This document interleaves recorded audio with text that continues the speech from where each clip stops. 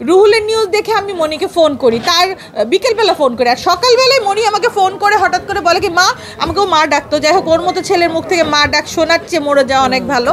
তার যখন এত খারাপ অবস্থা ওই মুহূর্তে কেন মনি আমাদেরকে একটা ফোন দিল না? কেন? খুব ভালো করে জানে আমাকে, আমার হাজব্যান্ডকে যদি রাত 3টায় ফোন দেওয়া হয় আমরা ইনস্ট্যান্ট চলে যাবে, এবং এটা সে খুব ভালো করে জানে। অতীতে এরকম হয়েছে, তাদের যে কোনো সমস্যায় আমরা দৌড় দিয়ে চলে গেছি, এবং তাদের যখন মনে চাইছে রাত 12টায় হোক 1টায় হোক আমার বাসায় চলে আসছে।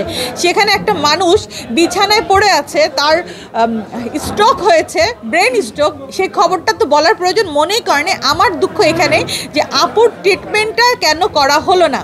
সে প্রথমত আমাকে জানায় নাই, ঠিক আছে, কাউকে জানায় নাই, ইভেন একদম কাছে যে কে আন্টি তাকেও জানায় নাই, ইউসুফ ভাইদেরকেও জানায় নাই, কাউকে জানায় নাই।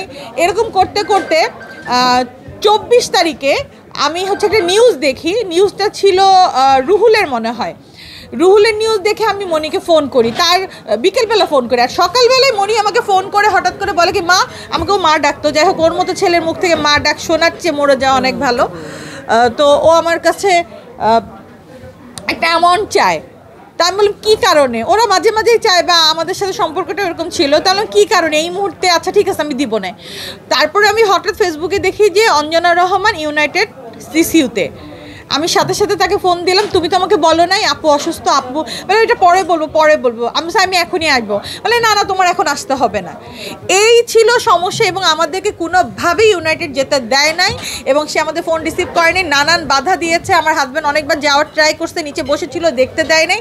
ফাইনালি যখন পিজিতে নেওয়া হয় তখন আমি জোর করে এক পর্যায়ে বাধ্য হয়ে আমার শ্বশুর সাদেক সিদ্দিকী সাহেবকে নিয়ে গেছি, বিকজ একমাত্র আমার মনে হয়েছে তখন যে আমাকে গেলেও তো হয়তো আইসিইউতে ঢুকতে দেবে না, কিন্তু সাদেক সিদ্দিকীর ওখানে একটা ছোটোখাটো হলেও একটা সম্মান বা পাওয়ার আছে। আমি ওনার পাওয়ারে ওনাকে নিয়ে আইসিইউতে জোর করে ঢুকি, এবং আমি যে অঞ্জনা রহমানকে দেখেছি সেটার জন্য আমি প্রস্তুত ছিলাম না, আমি মেনে নিতে পারছিলাম না। আমি আজকে পর্যন্ত মেনে নিতে পারছি না যে মানুষটা 5 তারিখে আমার বাসায় এসে হাসলো, খেলো, গল্প করলো, যে মানুষটার সাথে আমার 11 তারিখ 12 তারিখও গল্প হলো, সেই মানুষটা লাইফ সাপোর্টে, তাও এই অবস্থায় এত ব্লিডিং, মানে এটা আসলে নেওয়া যাচ্ছে না। ওকে আমরা কখনো মন খারাপ করতে দেখিনি, ওকে কখনো চোখে পানি দেখি নাই, ওকে হাস্যোজ্জ্বল দিচ্ছে। তো আমাদের সমস্যা এখানে, আমাদের যদি মনি নিষাদ বলে, বা জনগণ বা আপনারা যারা আছেন সবাই যদি বলেন যে আমার স্বার্থ কি, আমার একটাই স্বার্থ অঞ্জনা রহমান আপুর অপমৃত্যু, আর সেটা হচ্ছে বিনা চিকিৎসায়।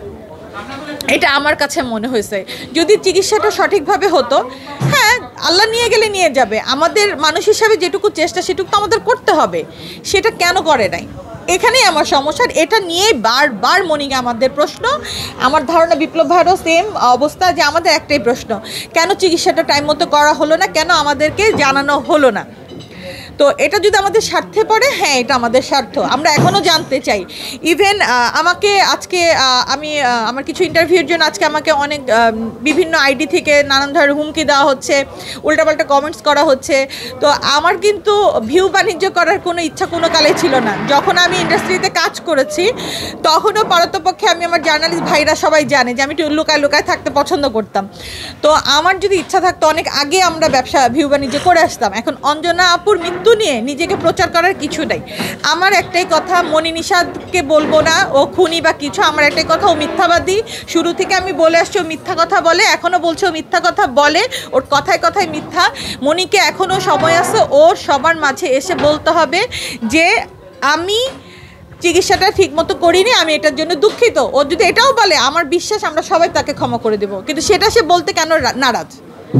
এটাই আমার স্বার্থ ছিল। আচ্ছা, আমি একটু এই জায়গাটা একটু অ্যাড করতে চাচ্ছি, সেটা হচ্ছে যে দেখেন